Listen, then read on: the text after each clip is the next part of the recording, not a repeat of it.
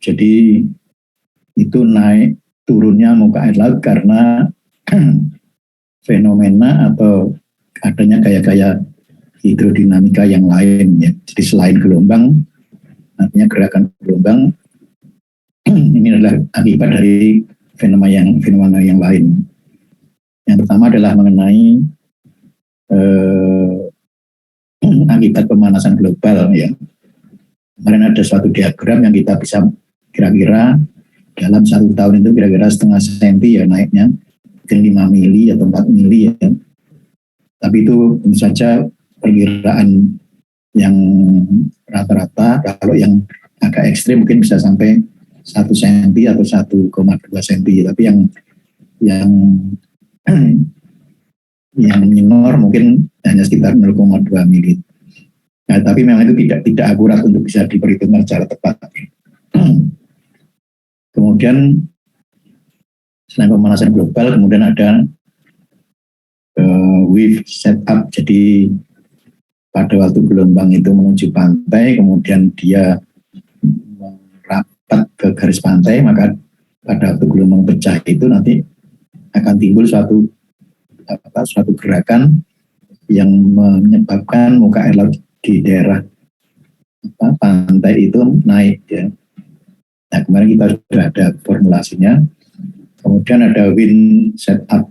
Nah, wind setup ini adalah karena tekanan angin, maka tentu saja tekanan angin karena dipengaruhi oleh kecepatannya sehingga dia ada suatu tekanan pada permukaan air sehingga menyebabkan permukaan airnya naik. Kemudian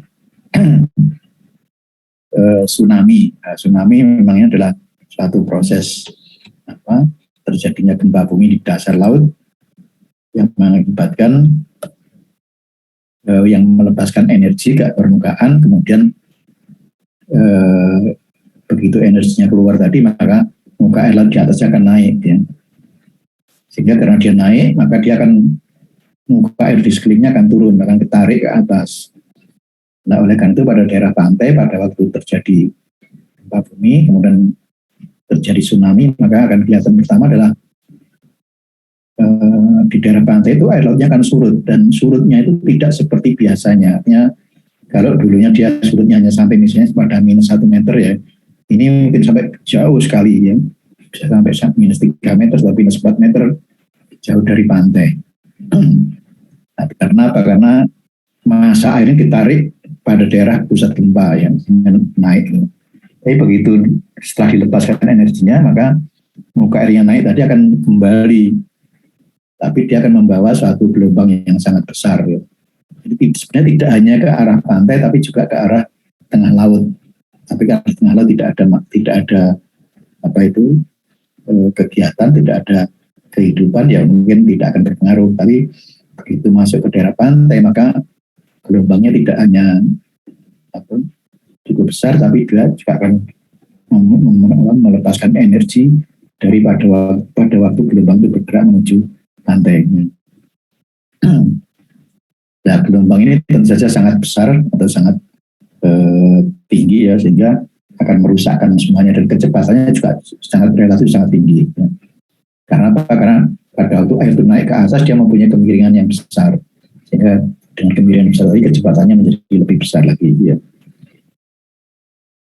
Kemudian ada size itu adalah satu gerakan muka di daerah danau, di mana tergantung dari panjang danaunya atau diameter danaunya ya, kemudian tergantung dari besarnya atau gelombang yang terjadi ya. Nah, ini tergantung dari kondisi yang ada. Kalau dalam satu danau yang besar mungkin dia olakannya itu gelombangnya terdiri dari beberapa gelombang, tapi kalau danaunya kecil mungkin hanya terjadi pada kondisi setengah gelombang atau pada satu banyak gelombang. Kemudian yang terakhir adalah pasang surut. Pasang surut ini adalah suatu fenomena yang diakibatkan oleh gaya tarik-menarik antara bumi, matahari, dan bulan.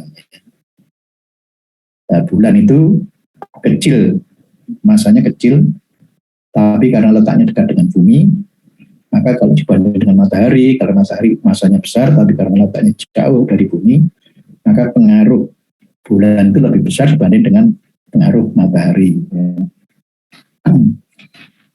Sehingga nanti kalau ada satu gerakan-gerakan di mana matahari, bumi itu berputar mengelilingi matahari, tapi bumi itu juga berputar pada porosnya, berotasi pada porosnya.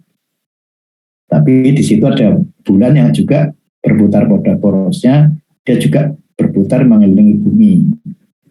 Tapi bulan ini juga bersama-sama dengan bumi mengelilingi matahari. Jadi kalau kita lihat putaran-putarannya itu masing-masing pada berputar pada porosnya dan sebagainya, dengan berputar pada matahari, bulan berputar pada bumi dan sebagainya, akan sangat rumit untuk bisa menerjemahkan posisi-posisi itu terhadap satu titik tertentu di permukaan bumi maupun di permukaan bulannya. Tapi secara garis besar, kalau pada suatu saat posisi bulan, bumi, dan matahari itu berada dalam satu garis lurus, maka tentu saja permukaan bumi itu, terutama muka airnya, akan mendapatkan gaya tarik ya, dari bulan dan matahari jika bulan itu terletak di antara bumi dan matahari. Yang tertarik, muka air di situ tertarik oleh gaya tarik bulan dan matahari. Itu kalau bulan, bumi, bulan dalam satu garis lurus. Kemudian kalau bulan, bumi dalam satu garis lurus, maka jika bulan itu berada di sisi yang lain dari matahari, tapi mereka dalam satu garis lurus, maka juga sama sebenarnya. Permukaan bumi itu akan mendapatkan gaya tarik yang sama. Artinya dia akan mendapat gaya tarik dari dua benda angkasa, yaitu bulan dan matahari. Sehingga pada saat bulan, bumi, dan matahari itu berada dalam satu garis lurus, maka pasangnya itu naiknya muka air di permukaan akan maksimum ya. Jadi akan naik lebih tinggi dibanding dengan sisi yang lainnya.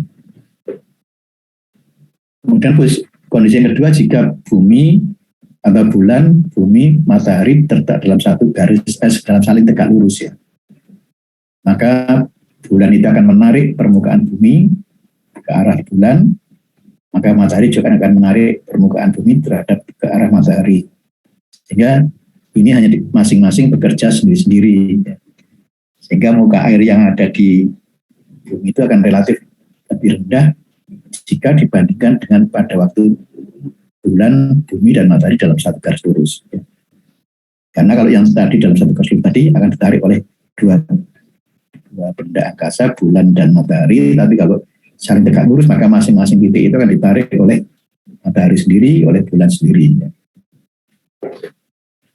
Mungkin bisa saya share screen yang kemarin ya.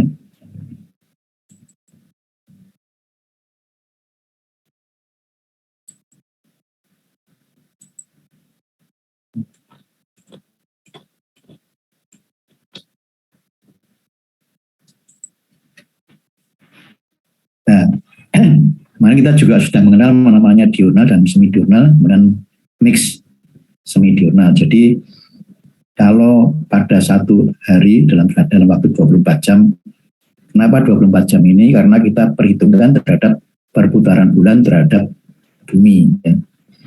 Dalam satu malam itu, dalam satu hari satu malam ya, 24 jam. Jadi karena bulan berputar pada bumi, maka beberapa titik di permukaan bumi itu airnya akan tertarik oleh gaya tarik bulan tadi ya. Nah, tentu saja nanti tergantung dari posisi bumi atau titik-titik di bumi terhadap posisi bulan. Nah, ini kalau ada beberapa tempat atau beberapa lokasi, kalau kita lihat ini adalah permukaan bumi di mana ini muka airnya, maka kalau dalam satu hari atau satu malam ini, dalam 24 jam ini, permukaan air di bumi itu dia akan tertarik pada posisi yang maksimum, pada yang posisi tinggi, kemudian turun lagi pada posisi rendah. Ya. Berarti kalau rendah ini berarti posisi bulan itu jauh dari titik itu ya. Tapi kalau tinggi berarti posisi bulan dekat dengan titik itu. Kalau dalam satu hari terjadi dua puncak dan satu dasar atau lembah atau kru ini, maka ini kita sebut dengan diurnal. Dan yang kalau ada terjadi dua puncak dan dua dasar ini, maka kita sebut dengan semidiurnal. Kalau di antara keduanya, maka kita sebut dengan campuran atau mix semidronal ya. Kadang-kadang bentuknya tidak teratur seperti ini. Jadi dia hanya mempunyai satu dasar, satu lembah atau satu bagian yang paling rendah, tapi dia mempunyai dua puncak ya. Nah, di antara dua puncak ini juga titik yang rendah tapi lebih rendah, masih lebih tinggi dibanding dengan daerah ini. Tapi ini kita sebut dengan dua puncak atau campuran ya. Istilah campuran antara semidronal, jadi mendekati semidronal sebenarnya. Kalau ini dalam satu hari, kalau kemudian kita buat dalam satu bulan, maka kalau dia diurnal, artinya dalam satu hari, dalam 24 dalam satu puncak, maka dalam satu bulan kalau kita gambarkan akan seperti ini.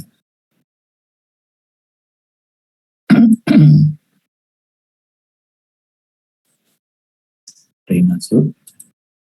Ya, dalam satu bulan akan terbentuk seperti ini. Tapi kalau dalam satu hari ada dua puncak dan dua dasar, maka kalau kita plot dalam satu bulan akan terbentuk seperti ini. Nah, bentuk ini maka daerah ini daerah yang dimana airnya tinggi, pada waktu air laut ini tinggi ya, maka yang kita sebut dengan kondisi spring tide ya, spring, kondisi spring atau bulan purnama dan sebagainya. Kemudian kalau pada waktu airnya surut, maka akan seperti ini pada saat nip tide. Artinya pada waktu itu boleh dikatakan pada waktu ini ya, pada waktu puncaknya tinggi ini bulan, bumi dan matahari berada dalam satu garis lurus ya. Tapi dalam kondisi ini biasanya bulan, bumi dan matahari berada saling tegak lurus. Ini yang diurnal, ini semidronal, ini campuran. Nah, ini nanti kita buktikan kalau kita mengukur di lapangan, di permukaan laut ya. Kemudian kita dapatkan gambar semacam ini. Kemarin saya sampaikan bahwa pengukurannya berapa lama kalau untuk mengukur pasang surut, maka minimal 15 hari. Tapi idealnya mestinya 1 bulan ya. Tapi kalau anggarannya ada. Nah, ini kalau 1 bulan akan terbentuk seperti ini ya. Tapi kalau hanya setengah bulan, jadi hanya 15 hari, maka dia hanya akan seperti ini ya, sepotong ya. Mungkin dari sini sampai sini ya. Karena agak sulit nanti kalau bentuknya itu hanya satu sisi, sehingga nanti ada hanya satu puncak dan satu lembah misalnya.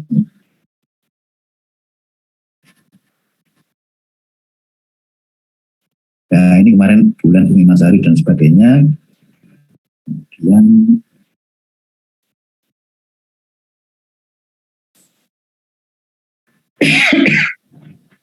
nah, kondisi pasang seperti itu kalau diukur, kalau kita mengukur di lapangan, maka akan tergambar seperti ini ya, tergambar seperti ini ya.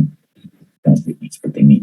Nah, dari hasil data ini sebenarnya nanti kita bisa meramalkan untuk kondisi beberapa waktu yang akan datang, bisa dalam waktu 1 bulan, bisa dalam waktu 1 tahun, 2 tahun, sampai mungkin 20 tahun ya. Kira-kira nanti puncak atau ketinggian elevasi masing-masing ini kalau kita gambarkan dalam bentuk grafis semacam ini nanti bentuknya seperti apa gitu.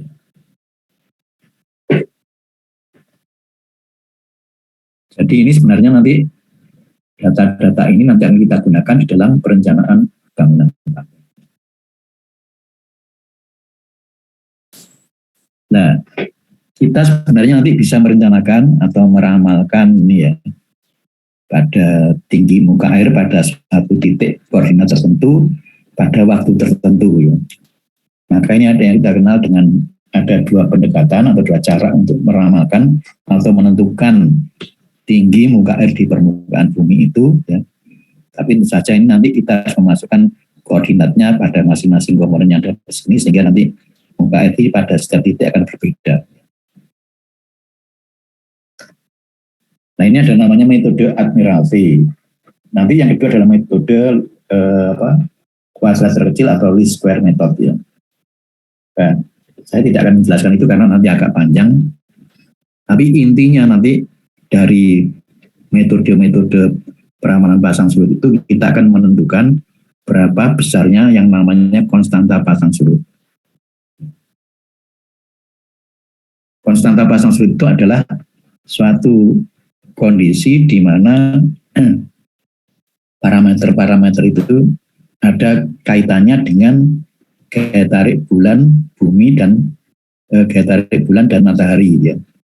Jadi nanti kalau kodenya S maka itu pengaruh dari matahari, kalau kodenya M pengaruh dari bulan, kemudian kalau K itu mungkin diantaranya dan sebagainya. Nanti K itu nanti kalau kita gambarkan dalam suatu sistem rotasi atau revolusi dari bumi dan matahari serta bulan terhadap bumi, maka nanti akan sangat kompleks lah. Di situ nanti akan kita dapatkan beberapa parameter-parameter yang kita kenal namanya ada M1, M2, S1, S2 dan sebagainya. Nah ini adalah satu konstanta-konstanta yang kita kenal ya. Jadi sepertinya ada Z0, Z0 ini adalah muka air laut rata-rata ya. Kemudian M2 ini adalah pengaruh dari bulan ya. Jadi konstanta pasang surut akibat bulan, kemudian S ini adalah konstanta pasang surut akibat kondisi akibat matahari, N ini mungkin kaitannya dengan ini apalah lunar konstituen akibat dari jarak bumi terhadap bulan atau bulan terhadap bumi. Nah, parameter-parameter M2 dan sebagainya ini adalah yang kaitannya dengan nanti kondisi bentuk-bentuk semi diurnal. Dengan yang satu ini ada K1, O1, P1, M1 dan MS apa ini? Oh ini MS4 ya. M4 ini kaitannya dengan matahari. MS4 ini juga kaitannya dengan ini dikaitannya dengan bulan, ini kaitannya dengan campuran antara bulan dan matahari. Kemudian untuk mengetahui jenis pasang surut, kalau kita tidak punya data, jadi grafik tadi, maka sebenarnya kalau kita punya suatu referensi, kemudian dinyatakan bahwa dalam suatu titik, misalnya di daerah Cilacap ya, daerah situ konstanta pasang surutnya adalah misalnya O1 berapa, K1 berapa, M2 berapa, S2 berapa dan sebagainya, maka sebenarnya kita sudah bisa mencari namanya bilangan Formsal. Dan bilangan Formsal ini juga pertama menunjukkan mengenai tipe dari pasang surut itu apa, semi diurnal, mix, semi diurnal, diurnal, dan diurnal dominan misalnya. Ya. Atau mungkin ada yang semi diurnal dan diurnal. Nah ini nanti oleh karena itu nanti pada waktu kita melakukan suatu analisa pasang surut atau peramalan itu sebenarnya kita cari berapa besarnya K1, O1, M2, S2 dan sebagainya. Jadi kita mencari konstanta-konstanta ini yang nanti ini.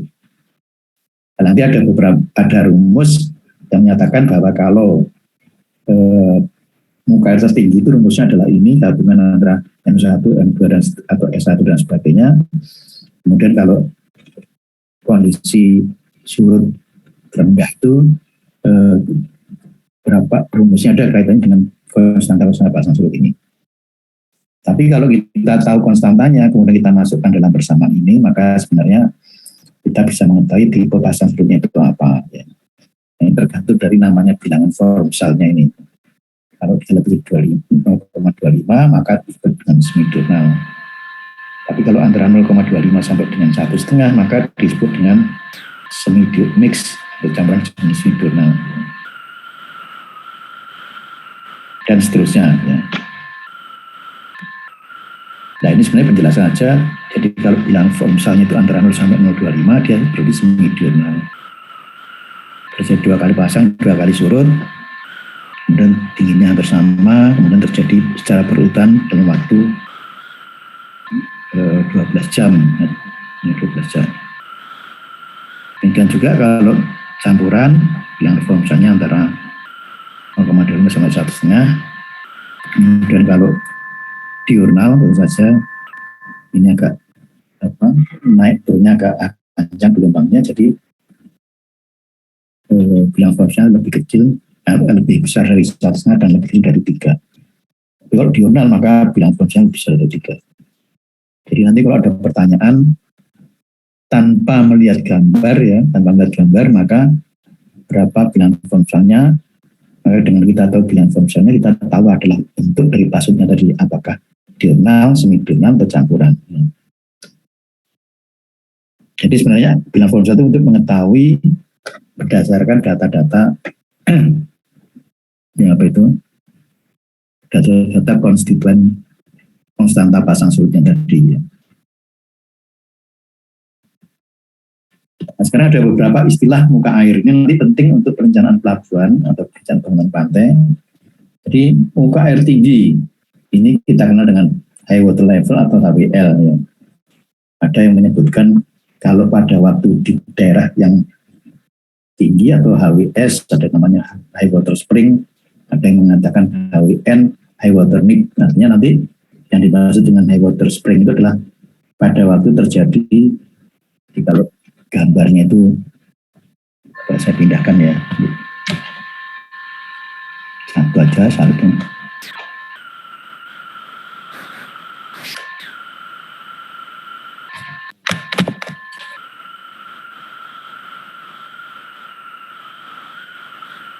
Oh ini ada sebenarnya, sudah ada.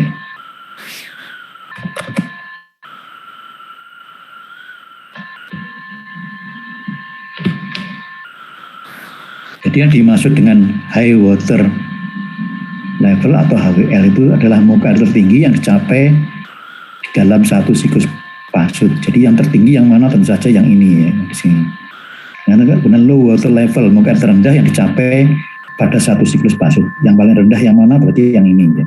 Jadi ini terjadi pada saat kondisi spring, artinya bumi berlatar dalam satu garis lurus. Ini yang tertinggi, ini yang terendah.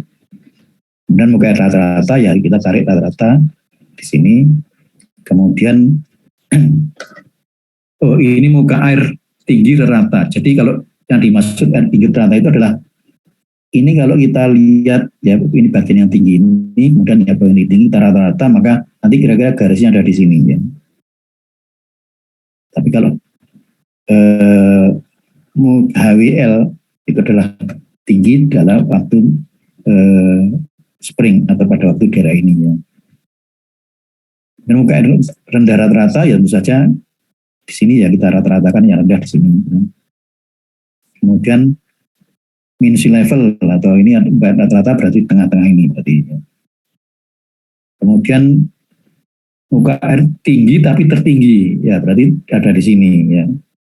Ada di sini. Jadi ada yang menyebut bahwa ini adalah high water level atau HWL, tapi ada yang menyebut HWS ya, high water spring, tapi juga rendahnya juga dalam kondisi yang minimum ya. Paling rendah paling besar ya. Itu mungkin bisa dilihat pada gambar ini ya. Maka ini yang kita sebut dengan titik ini kita sebut dengan HWL atau high water level. Jadi yang ini ya, ini paling tinggi. Sedangkan sini adalah rata. Jadi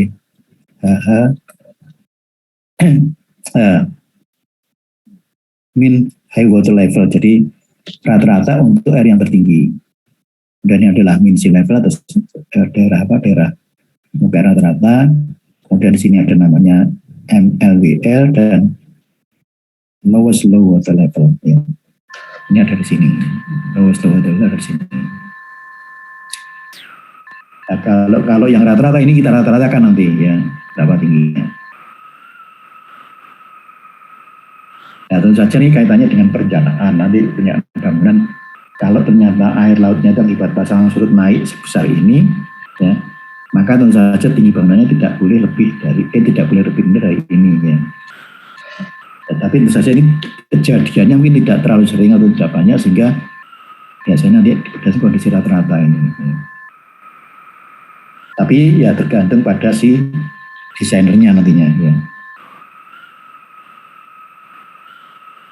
Ini adalah muka air tinggi rata-rata, ini adalah muka air tinggi yang paling besar atau HWL, ini adalah min HWL ya.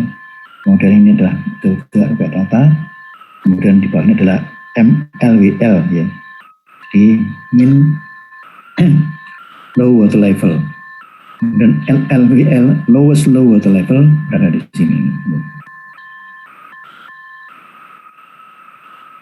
Sebenarnya ada beberapa yang dimaksud dengan untuk mencari berapa, ini ada apa, HWL, ada MHWL, maka berapa rumusnya HWL itu ya.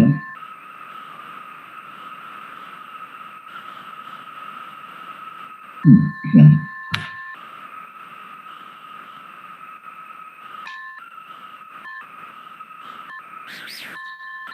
Dan analisa atau metode peramalan pasang surut itu dengan metode admiratif maupun metode kuadrat-radial tadi tujuannya adalah untuk mencari ini ya. Konstanta tadi ada M2, S2, K1, O1 dan sebagainya ya.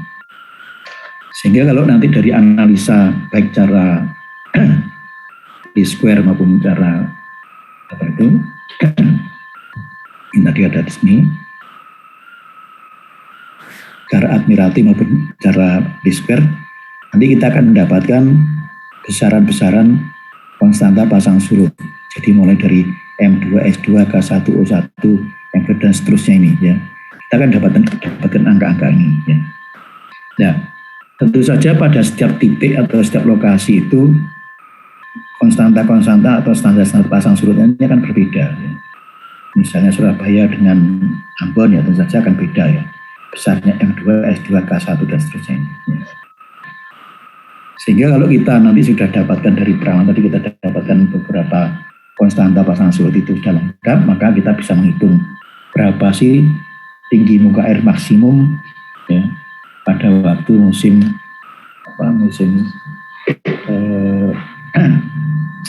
bulan purnama ya, saya pada waktu kondisi spring itu, maka berapa tinggi muka air tadi, maka tinggi muka air bisa, atau HWS-nya berapa, atau MHWS-nya berapa ya. Nanti kita bisa hitung HWS, maka kita dapatkan menggunakan rumus di sini. Nah, ini sebenarnya nanti bisa kita hitung dengan dua cara tadi. Kalau kita sudah dapatkan komponen pasang surut tadi atau konstanta pasang surut tadi, maka kita tinggal memasukkan ke rumus ini. Berapa sih HHS high water level, HHS high water spring-nya, kemudian min high water spring-nya. Ya. Jadi HWC itu ada di sini, di sini, kemudian adalah rata-ratanya, ya. Kemudian di sini adalah low water level, sedangkan di sini adalah rata-ratanya, sehingga nanti tentu saja yang bagian ini adalah bagian yang paling dalam dibanding bagian yang lain.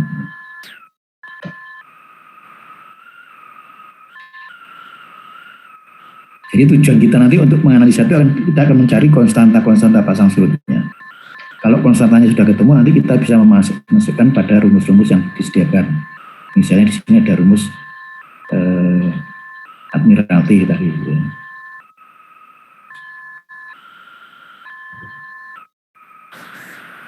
Nah, istilah ini harus saudara pahami karena nanti ini bermanfaat untuk perencanaan bangunan pantai atau pelabuhan biasanya.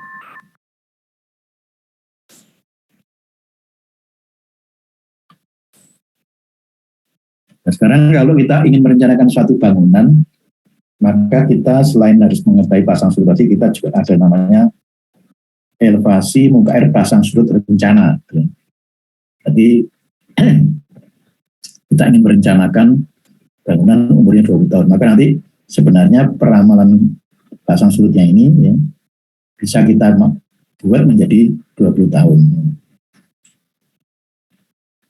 Nah, untuk berencana bangunan pantai, maka perlu elevasi muka air laut, ada min sea level, min high water level, kemudian ada min low water level. Jadi kita harus tahu tinggi rata-rata, rendah rata-rata, kemudian garis tengahnya, sudut tengahnya di mana. Elevasi muka air laut pada pengukuran 15 hari. Nah ini kalau kita mengukurnya 15 hari. Tapi kita bisa mengukur selama sampai 30 hari, akan hasilnya akan lebih baik. Data dari pasang surut 15 atau 30 hari dapat diramalkan untuk periode berikutnya. Jadi kita bisa meramalkan untuk beberapa waktu ke depan ya. Kalau gambar tadi dalam 1 bulan, maka kita bisa merencanakan untuk bulan depan dan sebagainya.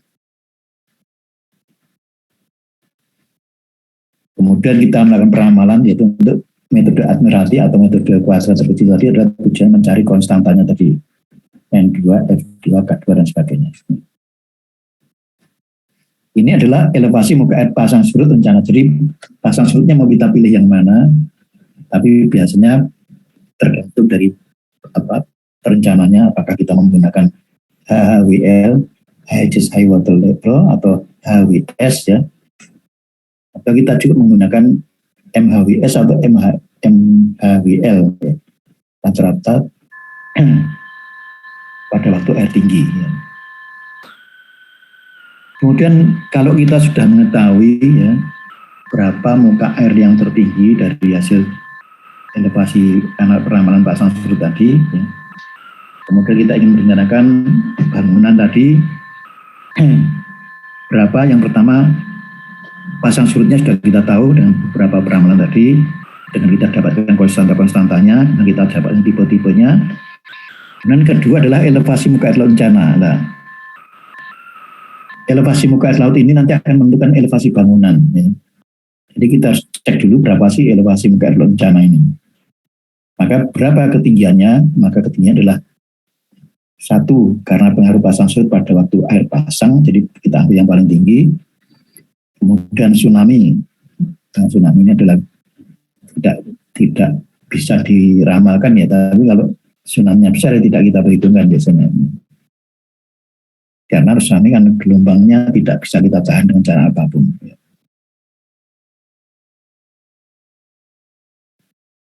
Maka elevasi rencana tadi gabungan. Jadi pertama adalah pasang surut, kemudian karena tsunami tadi besar maka tidak kita diperhitungkan.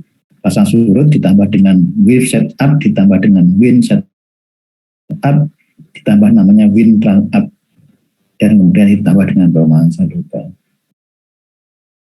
Nah di sini ada yang belum kita ketahui yaitu mengenai wave run up. Wave setup itu karena waktu gelombang itu pecah ya, maka airnya akan sedikit naik ke atas, maka dia akan masuk ke daerah pantai atau ke garis pantai. Tapi di sini ada namanya wave run up ya, wave run up. Jadi wave run up ini adalah pada saat gelombang itu pecah kemudian dia menuju pantai, maka kalau pantainya mempunyai kemiringan tertentu maka airnya tadi akan naik pada dinding tadi ya. Pada waktu naik itu maka kalau tentu saja kalau makin curam ya makin naiknya makin rendah, tapi kalau beda landai maka dia akan naik terus sehingga muka air laut akibat dari run up ini menjadi lebih besar. Nah, bagaimana menghitung wave run up itu nanti kita lihat pada beberapa formula.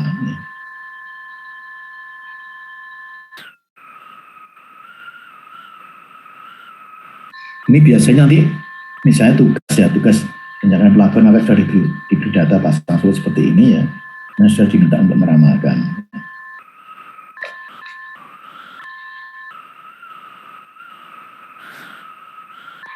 Ini contoh hasil pengukuran. Jadi kalau kita lihat, nah ini diukur ya.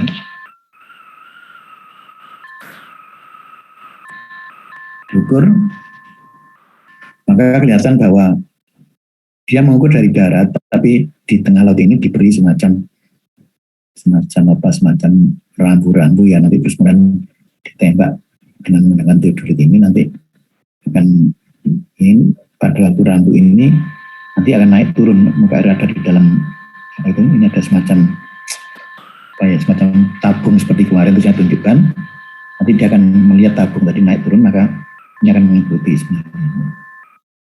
Tapi sebenarnya kalau kita tidak ingin melihat terus-menerus, maka kalau kita tentukan saja setiap 10 menit, maka setiap 10 menit si teknisi ini akan melihat alat ini kemudian melihat pada ketinggian muka air di sini. Jadi selang setiap 10 menitnya.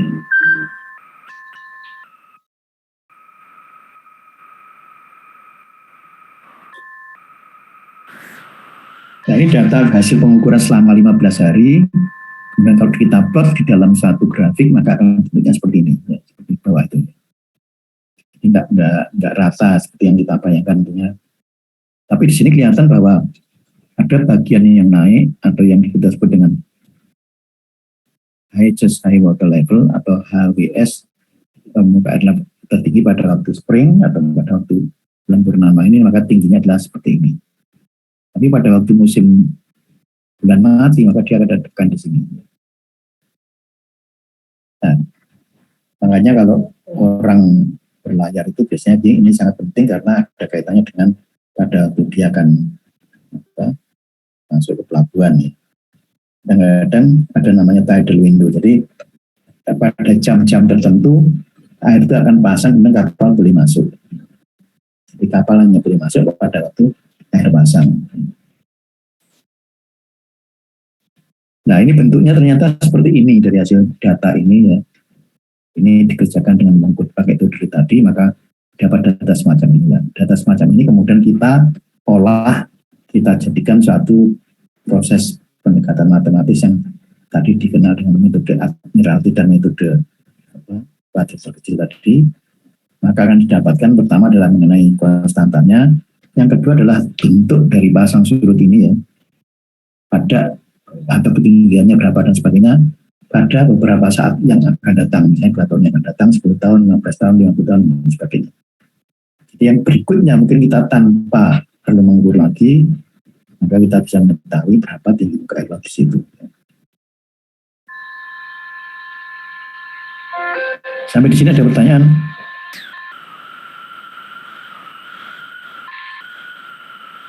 Nah, dari data ini kita plot gambar seperti ini, kita dapatkan gambar seperti ini, kemudian kita lakukan metode pendekatan dengan metode Admiralty atau metode pasang terkecil ya.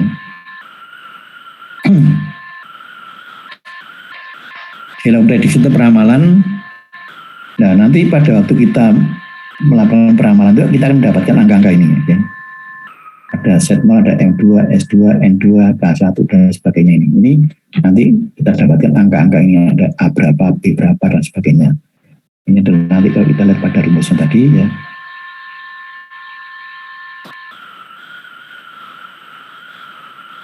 Maka nanti ada A berapa, Z konstanta pasang berapa dan sebagainya kelihatan nantinya. Nanti kita bisa menentukan berapa tinggi muka airnya ini.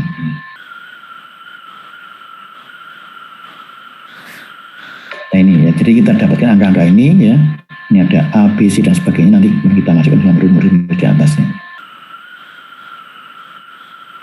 Kemudian ternyata kalau dari hasil pengukuran itu didapatkan bahwa nilai amplitudonya ya ini untuk S0, untuk M2 dan sebagainya dapatnya angka-angka seperti ini. Untuk fasanya kita dapatkan seperti ini. Ini adalah hasil peramalan pasang surut. Jadi peramalan pasang itu pertama menentukan konstantanya, kemudian kedua untuk mendapatkan elevasi muka airnya. Nah, nanti kita prediksikan misalnya untuk umurnya berapa tahun, nanti kita buat. Kalau misalnya kita mengukur sekarang tahun 2022, kita ingin melakukan pada 10 tahun yang akan datang, maka kita bisa meramalkan kondisi pasang surut pada waktu 10 tahun yang akan datang. Nah, dari data ini setelah kita hitung maka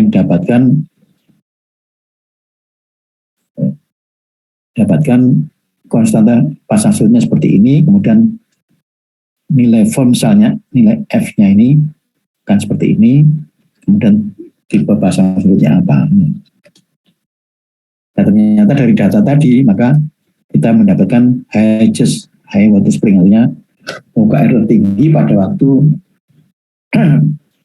pada waktu bumi bulan dalam satu garis lurus tadi atau kondisi spring ya, atau spring.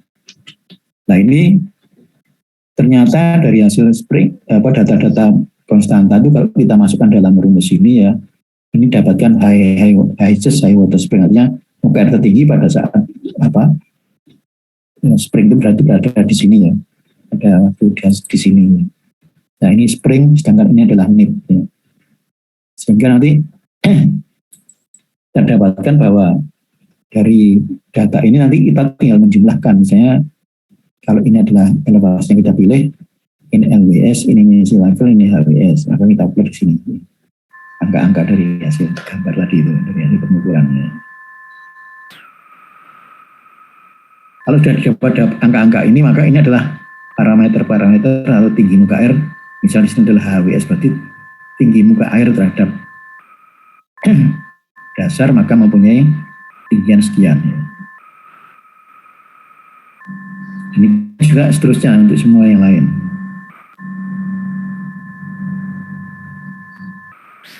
Ini adalah cara-cara pengukuran pasang surut yang dilakukan. Biasanya memang di pantai itu panasnya luar biasa sehingga orang yang melakukan pengukuran memang harus betul-betul tahan. Ya.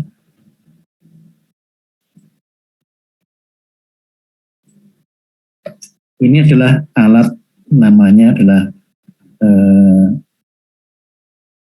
echo sounder. Echo sounder artinya untuk mengukur kedalaman dasar laut terhadap muka air. Nah, muka airnya yang mana? Tentu saja nanti terhadap muka air rata-rata. Ini biasanya untuk mengetahui, untuk menggambarkan kontur, ya, kontur pada dasar laut di daerah pantai. Ya. Jadi ini kita pasang alat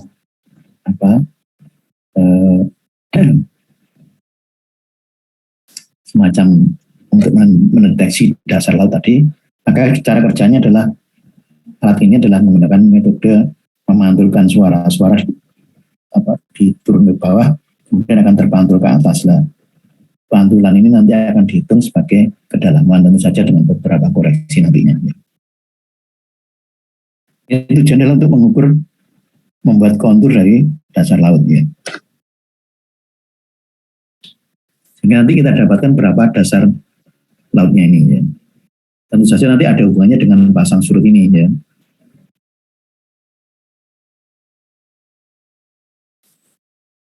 Nah, sekarang bagaimana kalau kita merencanakan satu bangunan pantai? Maka di sini apa saja muka air yang harus kita tentukan?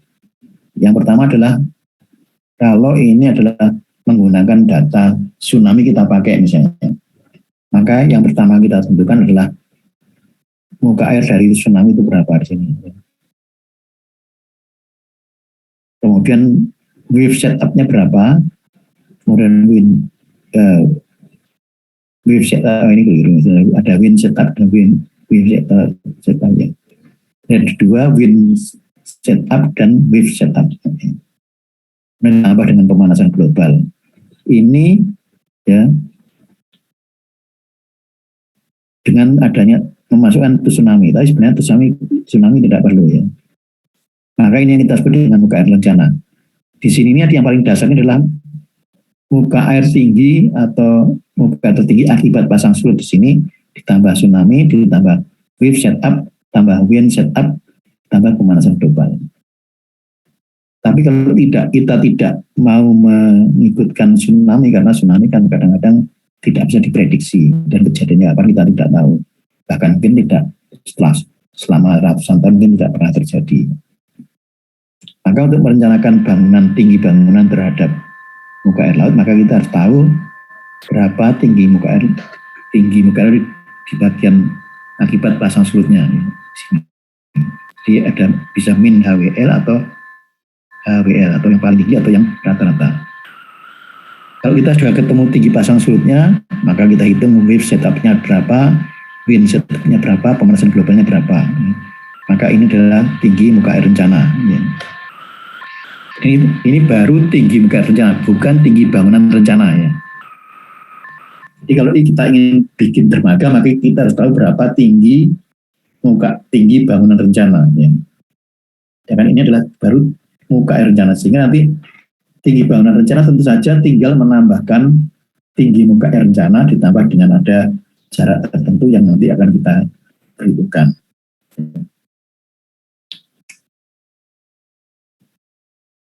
Nah, nanti tentu saja kalau kita mengabaikan tsunami, maka berapa tinggi bangunan yang kita rencanakan? Yang pertama kita dulu naik pasang surutnya tingginya berapa? Ya. Kondisi paling tinggi berapa? Kemudian ditambahkan dengan wave setup, ditambah dengan wind setup, ditambah dengan pemanasan global. Maka nanti ketemu tinggi ini berapa? Nanti lah. Untuk menentukan tinggi bangun ini, maka tentu saja nanti tergantung dari satu kemiringan ini ya, kemiringan bangunan dan sebagainya. Nah, kalau untuk menentukan tinggi bangunan ini, maka Kalau kita sudah dapatkan muka air rencana, maka tinggal menambahkan mungkin karena bentuk bangunannya miring, maka nanti ada kemungkinan pada waktu gelombang datang di sini ya, ini akan membentur ini dan kemudian naik ya. Nah, naik ini kita harus hitung berapa naiknya ya. Kemudian baru kita bisa mendapatkan tinggi bangunan rencana ini berapa. Ya. Jadi muka air laut rencana ditambah dengan bisa ditambahkan dengan naiknya merangkaknya muka air di daerah dinding, kemudian ditambah dengan biasanya ada semacam jarak bebas yang kira-kira diambil setengah meter ya. Jadi ini kalau kita ingin merencanakan bangunan, jadi ini adalah baru merencanakan muka airnya, nanti kalau bangunannya ditambah dengan namanya wave run up, ditambah dengan berapa tinggi bebasnya seperti di irigasi atau di sungai ya, ada tinggi bebasnya setengah meter. Baik, ada pertanyaan mengenai ini?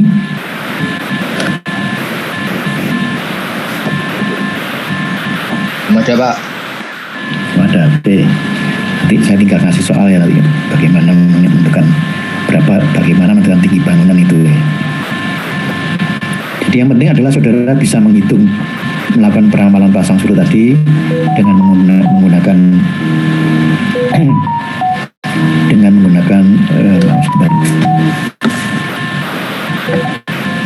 besok kuliah.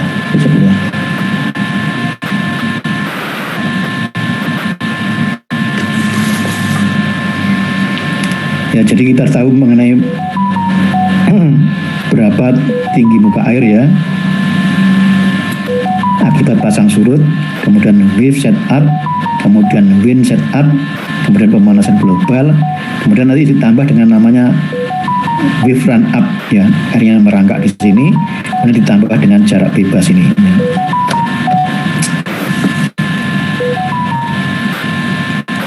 Aku kuliah.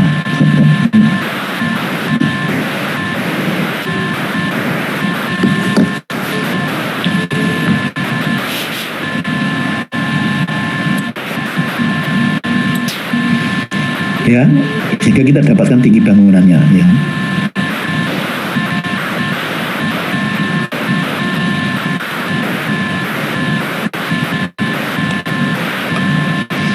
Oke, ini adalah mengenai pasang surut. Jadi kita sudah bisa bagaimana nanti menghitung pasang surutnya.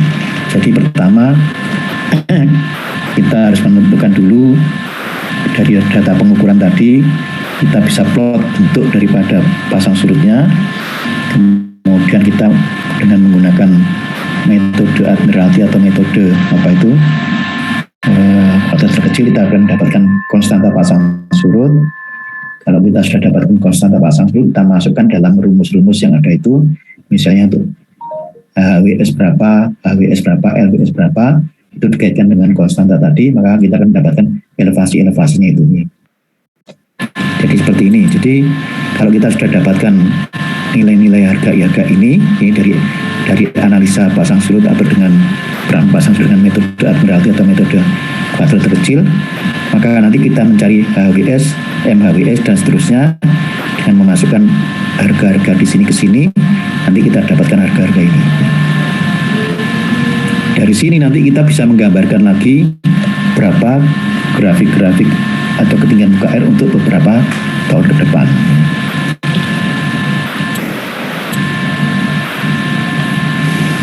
Oke, kalau kita sudah dapatkan katakanlah tinggi HWS atau tinggi muka air tertinggi, kita lihat pada gambar ini, kalau kita tidak menghitung Sunaka, ini adalah muka air tertinggi tadi ya, HWL atau HWS tadi ya, ditambah dengan wave setup, ditambah dengan wind setup, ditambah dengan pemanasan global, kita dapatkan muka air rencana.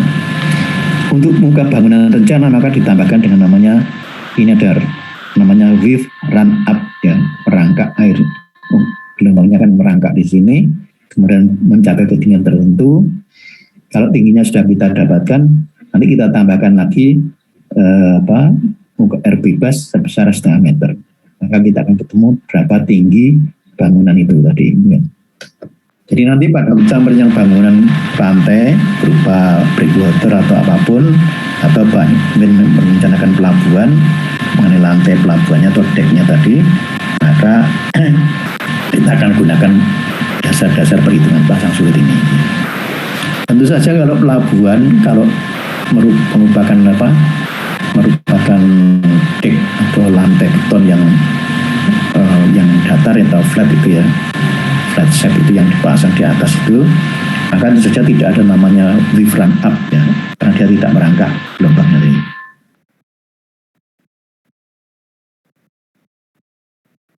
Seringkali kalau perbedaan pasang surutnya sangat tinggi, maka pada waktu pasang itu kapal itu bisa menurunkan penumpang, menurunkan barang dan sebagainya.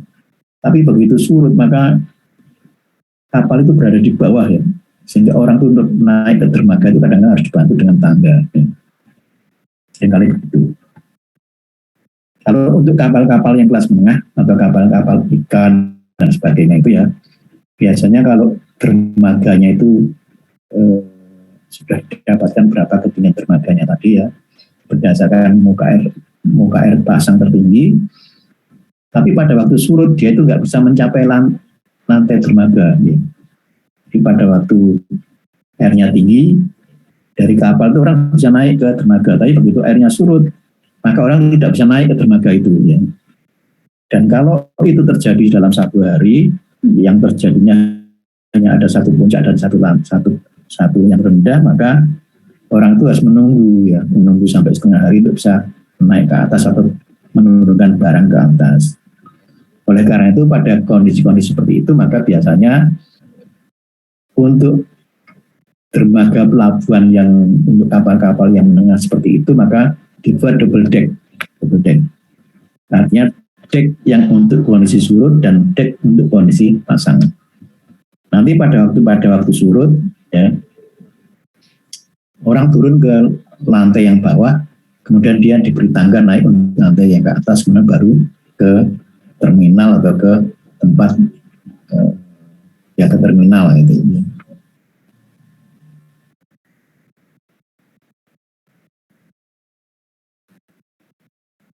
Oke, nanti kalau tidak praktek memang kita tidak ngerti biasanya. Nanti kita praktekkan. Biasanya pada tugas-tugas akhir itu mereka akan mengerjakan semua itu. Memang cukup banyak yang dikerjakan. Jadi pertama adalah bagaimana mencarakan gelombangnya tadi, dari data angin diubah menjadi data gelombang, kemudian tinggi gelombang signifikan, kemudian statistik gelombang, kemudian baru tahu tinggi gelombang rendah. Dan pasang surutnya kita harus melakukan datanya 15 hari atau 30 hari, kita lakukan prediksi dengan menggunakan metode Admiralty atau metode least square. Kita dapatkan konstanta M2, S2, K1 dan sebagainya, dan kita cari berapa tinggi muka air tertinggi, HWS, LLWS dan sebagainya, dan itu baru kita tahu tinggi muka airnya tadi ya, akibat pasang surut. Nah, yang penting kita ketahui adalah perbedaan antara pasang tertinggi dan surut terendah.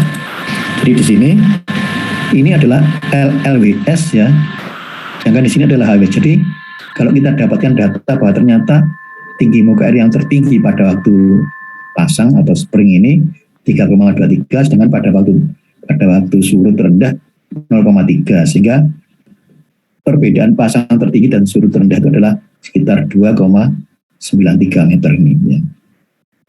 Ini kalau ini kita masukkan 0 di sini, ya ini ketemu 2,93. Jadi di sini ternyata perbedaan surut terendah dengan pasang tertinggi adalah 2,93 meter atau hampir 3 meter. Cukup tinggi sebenarnya.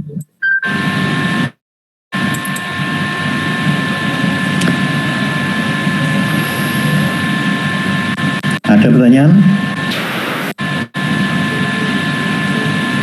Nah, memang ini banyak angka-angka ya yang nanti melibatkan tabel-tabel dan sebagainya, sehingga pengerjaannya memang cukup banyak sebenarnya. Nah, ini tadi kalau dalam TA pertama kita punya peta topografi, punya peta batimetri, kemudian kita harus punya data angin ya, kemudian kita harus punya data pasang surut, kemudian kita harus punya data tanah nanti biasanya. Untuk angin tadi kita akan meramalkan tinggi gelombang. Nanti akhirnya didapatkan misalnya berapa tinggi gelombang rencana. Untuk pasang surut ini maka kita akan mendapatkan berapa tinggi muka air laut bencana dan tinggi bangunan rencana bangunan, tinggi rencana dari bangunan.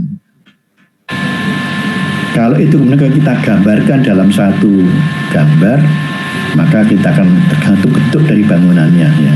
Nanti kita akan bisa menghitung berapa gaya gelombang yang bekerja pada struktur atau berapa tinggi gelombang yang bekerja pada struktur. Nah, tingginya struktur tadi ditentukan oleh pasang surut ini juga ya. Jadi memang ini agak banyak yang harus dikerjakan. Oke, sampai di sini saudara sebenarnya sudah bisa merencanakan apa itu suatu bangunan pantai ya, tanpa melihat apakah pantainya tadi stabil atau tidak. Jadi saudara sudah bisa merencanakan bangunan tadi. Nah, bangunan pantai itu ada dua ya. Kalau bangunan pantai yang berupa bangunan pemecah gelombang itu biasanya ada yang bangunannya depannya itu mempunyai sisi yang miring atau sisi yang tegak. Ini untuk bangunan pengaman atau perlindungan pantai. Tapi kalau untuk pelabuhan maka ada beberapa macam. Ada kalau pelabuhannya dari kaisong atau dari dinding tegak, maka kita harus menghitung berapa gaya gelombang yang bekerja pada dinding tadi. Atau dia hanya berupa dek ya, lantai dermaga, maka kita harus menghitung berapa tinggi bangunannya tadi supaya akhirnya tidak meluap sampai ke dermaga. Nah, kekuatannya tentu saja tergantung strukturnya. Kalau struktur dipakai yang panjang maka biasanya baru akan ada pengaruhnya gelombang itu pada struktur itu jika yang panjangnya nanti diameternya besar dan cukup rapat. Jadi nanti kita harus menghitung berapa gaya gelombang pada suatu tiang panjang yang berbentuk silinder misalnya. Itu kalau dermaganya menggunakan sistem slab atau dengan deck ya. Tapi kalau dermaganya menggunakan urukan ya, urukan atau dinding yang diuruk dan dindingnya yang depan menghadap ke laut, maka kita lihat bangunannya tadi kemiringannya berapa dan sebagainya. Kemudian harus kita pilih material yang dipakai untuk menguruk tadi apa. Misalnya batu, maka berapa diameter batunya yang bisa nahan gelombang yang bekerja di situ.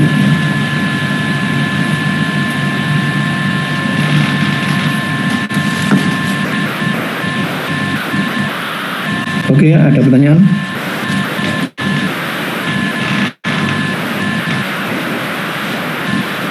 Tidak ada, waktunya masih ada setengah jam.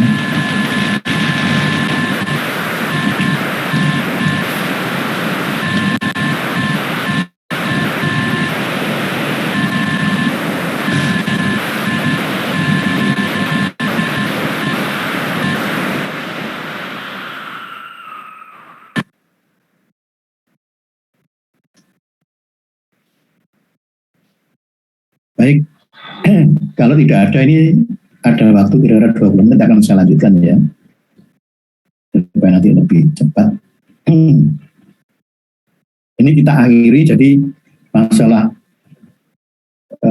faktor-faktor hidrosonografi atau hidrodinamikanya, baik gelombang, angin ya, dan kemudian pasang surut, ini kita anggap selesai ya.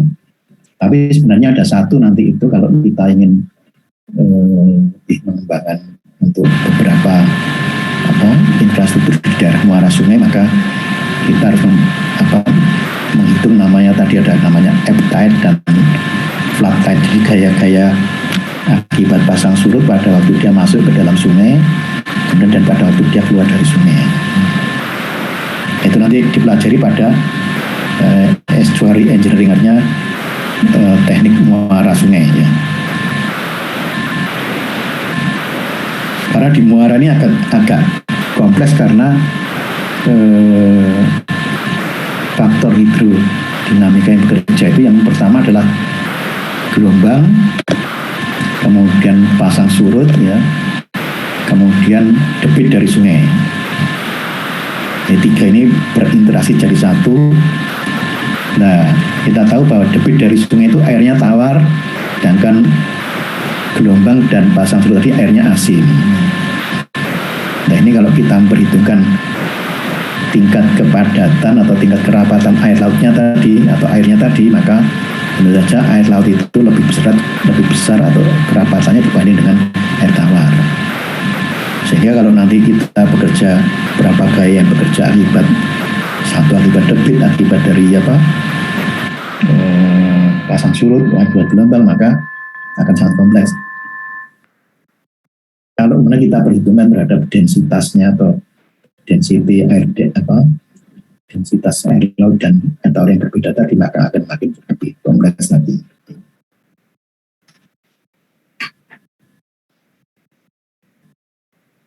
Baik, ini saya akhiri. Ada pertanyaan sebelum saya lanjutkan?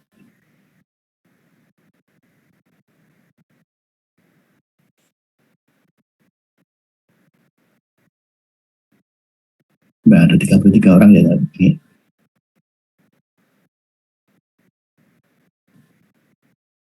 Oke, saya akan share screen untuk materi yang berikutnya, tapi nanti juga ini tidak, mungkin agak cepat saja ya.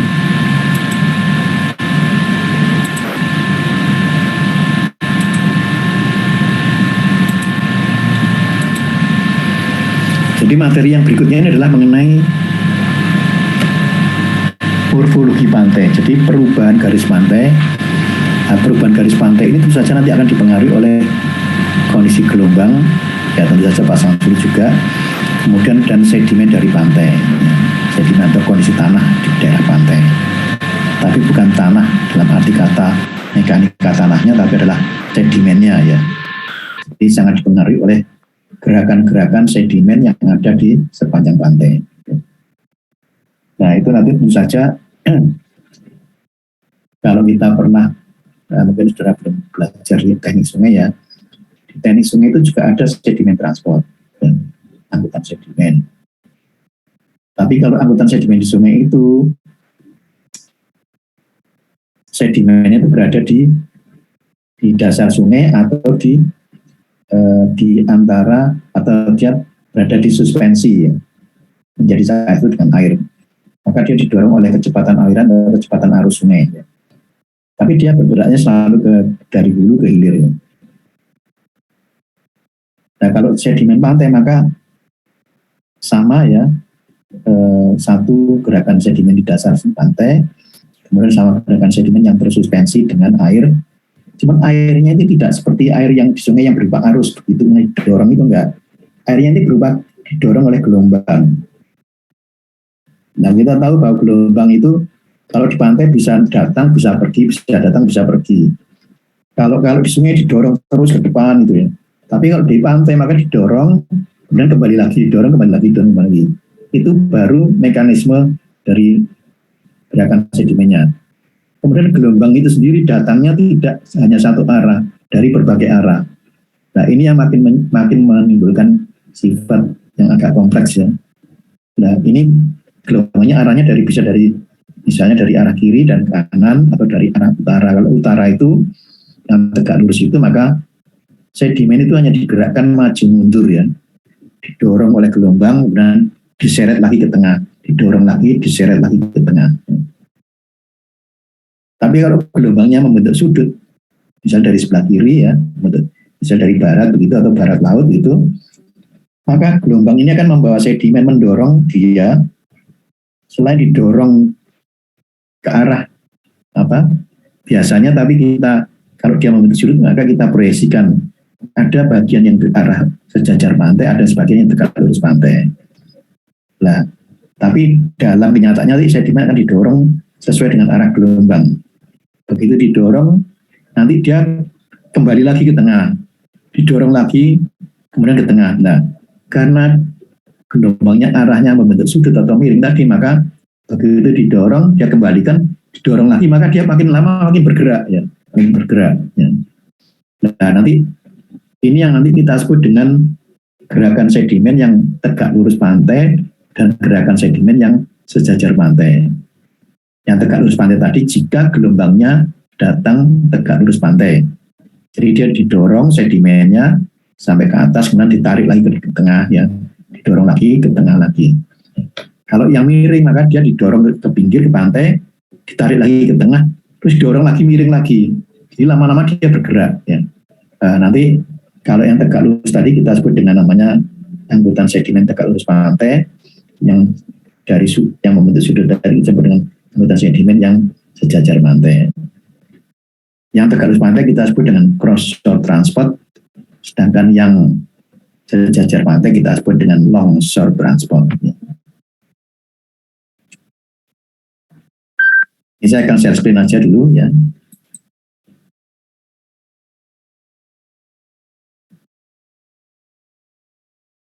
Sedimen transport atau coastal sedimen transport. Prinsip-prinsip dari sedimen transport ini dasar-dasar ini ada di sungai juga ya. Jadi ada namanya sedimen transport total.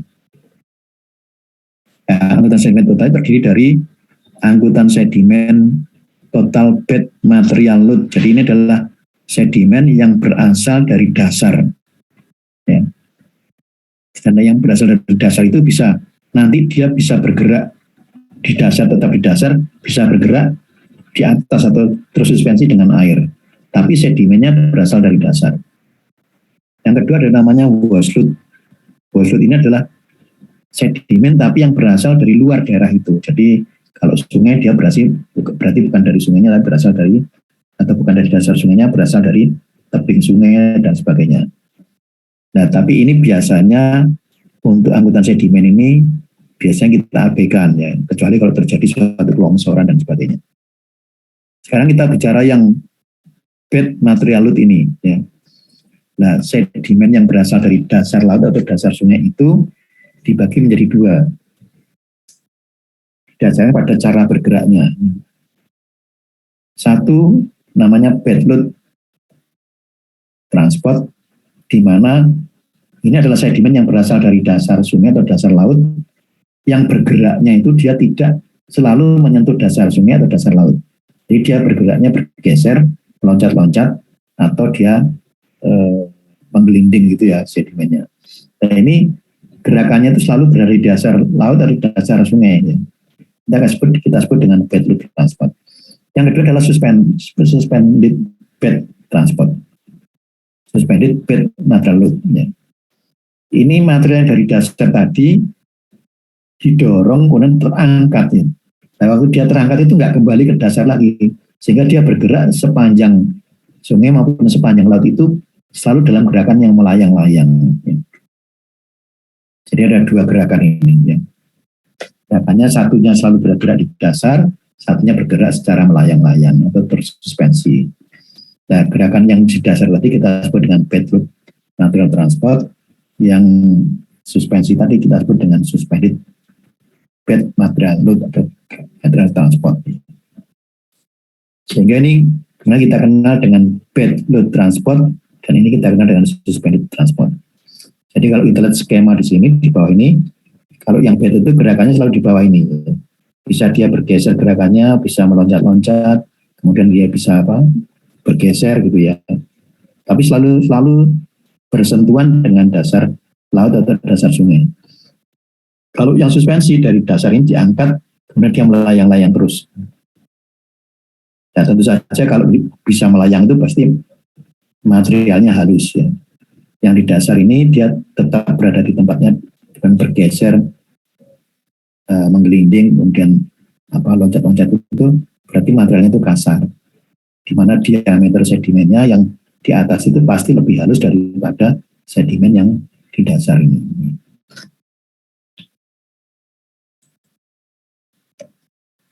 Sedimen transport di sungai ini karena arus, sedangkan transport di pantai karena gelombang atau karena arus plus gelombang.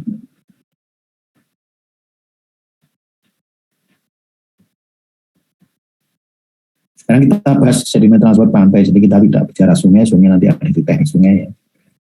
Coastal sedimen transport ada dua, cross-shore sedimen transport yang tegak lurus tadi, yang tegak lurus, dan long-shore sedimen transport yang angkutan sedimen tadi bekerja sejajar garis pantai. Dari dua ini yang paling berbahaya adalah tentu saja yang sejajar pantai ini. Karena apa? Karena ini dia bergerak sepanjang pantai dan ada satu daerah yang apa? Kalau sedimennya bergerak kan di daerah itu hilang sedimennya pasti. Ya. Nah kalau hilang itu nanti nggak ada gantinya, maka tentu saja pantainya makin mundur. Ya. Tapi kalau yang cross shore ini maka gerakannya maju mundur, artinya tegak lurus pantai. Begitu nanti gelombang datang, dia akan digeser. Ya. Selain dia membawa sedimen suspensi, dia akan menggeser dasar laut. Pada laut dangkal itu digeser ke atas, kemudian diseret lagi ke tengah. Kemudian didorong lagi, diseret lagi. Nah ini tentu saja tergantung dari besarnya gelombang yang bekerja.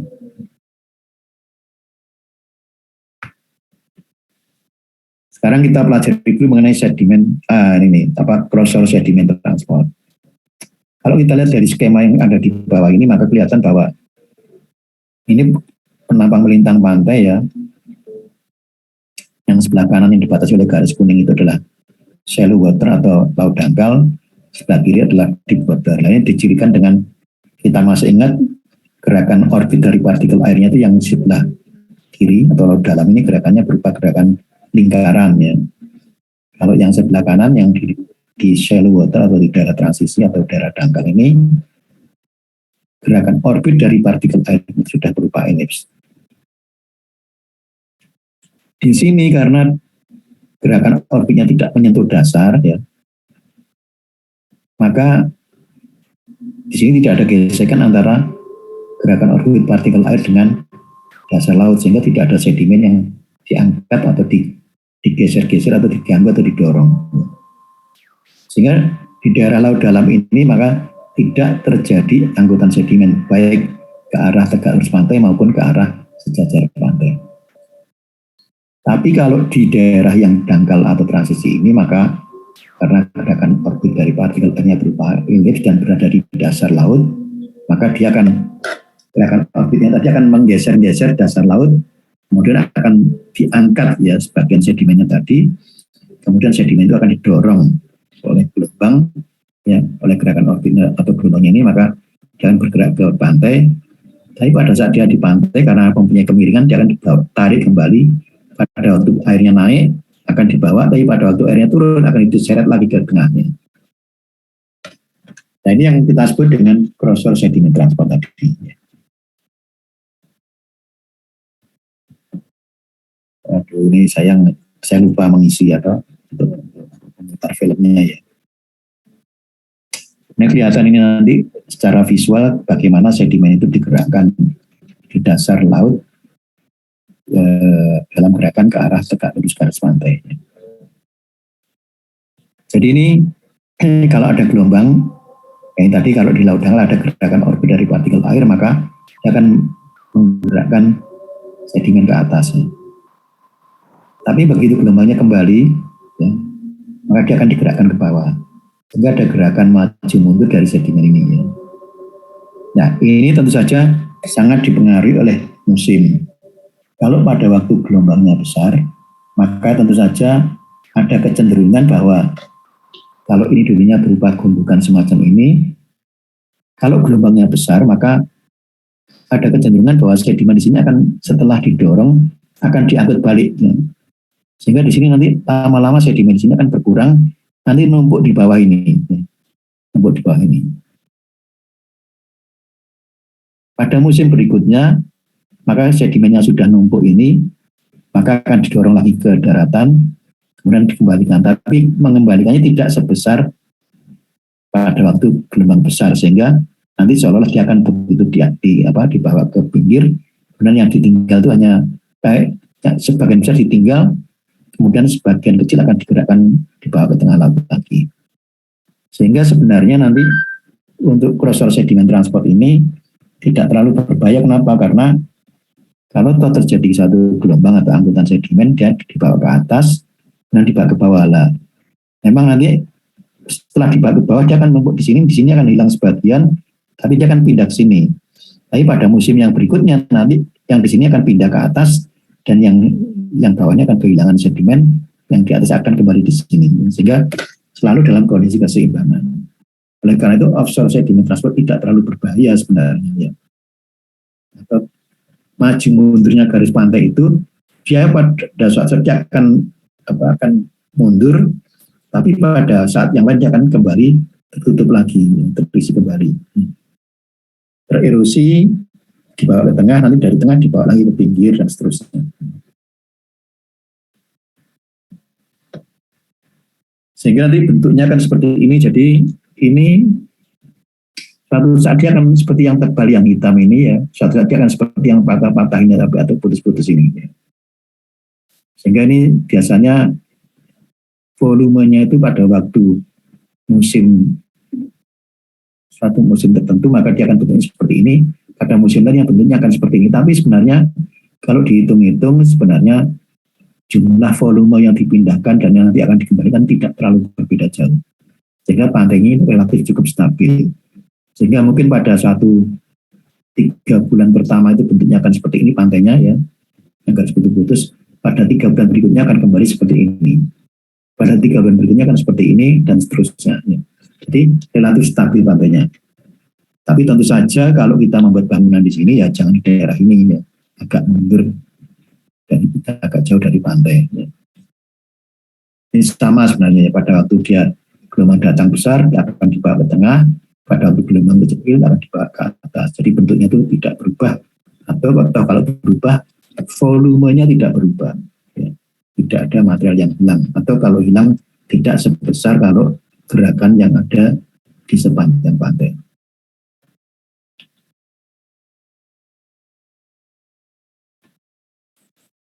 Bagaimana jumlah sedimen yang digerakkan itu, maka ada beberapa teori di sini. Ada teori Ostran ya. Jadi intinya bahwa waktu gelombang datang itu dia akan membawa suatu kecepatan ya. Kecepatannya berupa kecepatan orbit partikel air tadi. Kemudian di laut tadi ada suatu air yang di dalamnya mengandung sedimen. Maka air yang berisi sedimen itu akan didorong ke pinggir dan ditarik lagi ke tengah. Jadi konsentrasi dikalikan dengan kecepatannya merupakan fungsi kedalaman dan fungsi dari waktu. Ini rumus Ostran. Ya. Oke, nanti berapa besarnya sedimen itu adalah sebesar SG ini ya. SG ini ya. SG, maka besarnya SG adalah V, di mana kecepatannya adalah kecepatan dari arus rata-rata dekat dasar akibat gelombang pecah dikalikan dengan S. Ya. Di mana S ini adalah beban sedimen. Beban sedimen ini biasanya diketahui. Jadi air laut tadi diambil sampelnya, dibawa ke laboratorium, kemudian airnya hitung volume airnya tadi berapa. Kemudian setelah kita tahu volumenya, maka airnya kita buang, kita saring, ketemu sedimennya. Sedimennya kita timbang, ya, kita keringkan, kita timbang, maka kita akan tahu berapa berat sedimen untuk setiap volume air tadi. Yang kita sebut dengan konsentrasi tadi. Ini adalah S sama dengan PR dikalikan S. Ya. S-nya biasanya given atau kita hitung di laboratorium. Kemudian VR-nya didasarkan pada kecepatan gelombang. Kecepatan arus berdasarkan pada tinggi gelombang pecah yang terjadi di daerah pantai. Oke, nanti ini saya kira hitung-hitungnya relatif sederhana ya. Tapi tentu saja ini pengertian secara global atau secara kasar. Metode kerjanya seperti itu, kira-kira besarnya angkutan sedimen yang tegak lurus garis pantai.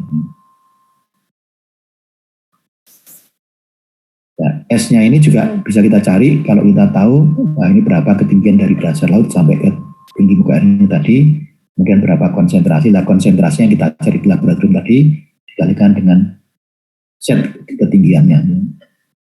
Sehingga nanti harga S-nya atau besarnya angkutan sedimen itu B dikalikan VR dikalikan S sama dengan B, VR-nya dihitung, kemudian C0-nya adalah konsentrasi, kemudian epsilon-nya adalah turbulent viscosity yang bisa diketahui, dan fall velocity, kecepatan jatuh. Kecepatan jatuh ini ada memang kalau kita bicara sedimen itu biasanya kita belajar sedimen di sungai dulu baru ke laut ya, karena banyak parameter yang sama yang kita gunakan. Oke lah, tapi saya tidak akan membahas ini, kita tidak akan menghitung ini ya. Kemudian ada Ostran. Saya kira nanti sama saja, ini rumusnya ada berapa rumus yang agak kompleks. Jadi angkutan sedimen yang di dasar sungai, di dasar lautnya tadi rumusnya seperti ini, kemudian yang sedimen yang tersuspensi seperti ini, sehingga berapa persen sedimen itu jumlah antara yang tersuspensi dengan yang ada di dasar. Oke, kemudian ada namanya equilibrium pitch profile. Ini akibat dari gerakan sedimen yang tegak lurus garis pantai tadi ya, maka akan menimbulkan suatu keseimbangan bentuk dari penampang melintang pantai. Jadi kalau kita lihat seperti ini, maka mungkin suatu bentuknya akan seperti ini, ya, akan kehilangan sebesar apa? Sebesar A ini ya. Tapi suatu saat akan tertutup lagi, sehingga kita tidak boleh meletakkan bangunan pada daerah A ini. Ya.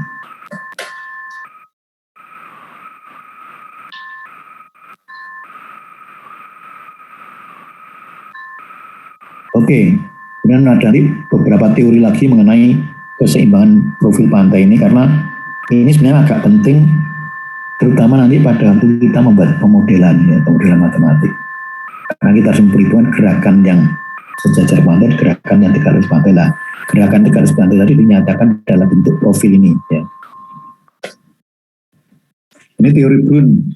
Ini dia menghitung berapa majunya, berapa mundurnya seperti ini. Tapi nanti akan kembali pada bentuk semula.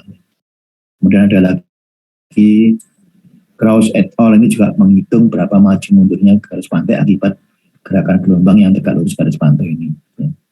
Kemudian ada lagi Krauss. Ya, Krauss ini dia ada beberapa layer atau beberapa profil yang mungkin nanti agak sedikit kompleks, sehingga nanti berapa maju mundurnya garis pantai ini. Ini tergantung profilnya ini ada beberapa parameter yang tergantung dari kondisi yang ada di sini. Terus ini ada Brun and Dean, Kreibel et al. Dan sebagainya. Kemudian ada Becker and Schwartz, menghitung berapa besar angkutan sedimen ya. Kemudian ada Becker, ini pendekatannya lain, jadi profil pantai ini dibagi menjadi beberapa slice, berapa petak ya, satu daerah ini, dan daerah ini ada 4 ya. Ini yang nanti kita kenal dengan multiple line theory. Dan Schwartz ini juga hampir sama sebenarnya ya. Ini menghitung berapa, dia menyatakan dalam bentuk yang disebut dengan D-profile. Sehingga nanti bentuk profilnya bisa diketahui dari hasil pendekatan yang dikembangkan oleh Schwartz ini. Oke, saya kira sampai sini dulu. Ini ada arus panjang pantai, nanti kita lanjutkan minggu depan atau hari Rabu ya. Berapa besarnya arus, tapi sebenarnya ini arusnya ada rumus-rumus praktis saja. Jadi besarnya arus yang ada di sepanjang pantai itu ada kaitannya dengan gelombang pecah. Jadi di sini besarnya adalah 1,17 G dikalikan HB ya, di mana HB adalah tinggi gelombang pecah, sinus alfa B dan kosinus alfa B, di mana alfa B adalah sudut datang gelombang pecah. Jadi kalau saudara ketemu gelombang pecah atau sudut datang gelombang pecah, saudara sudah bisa menghitung.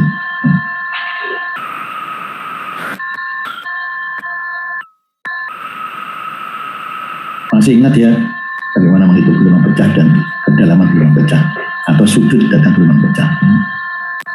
Kemarin waktu menghitung difraksi refraksi kan sudah menghitung itu.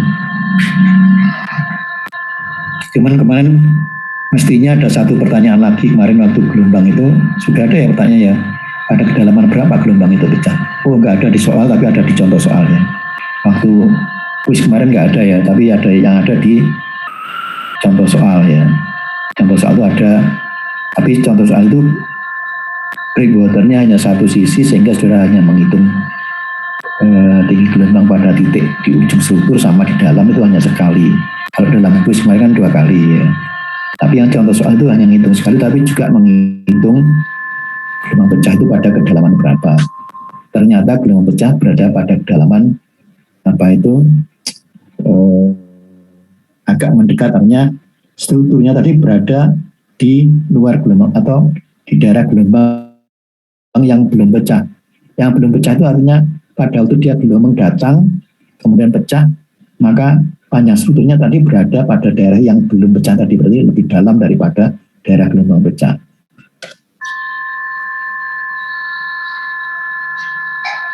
Oke, oh ya, absennya sudah tahu kodenya ya? Belum Pak saya, 883357. 883357. Saudara mengisi presensi segera ya. Waktunya mau habis nih. 883357. Sudah?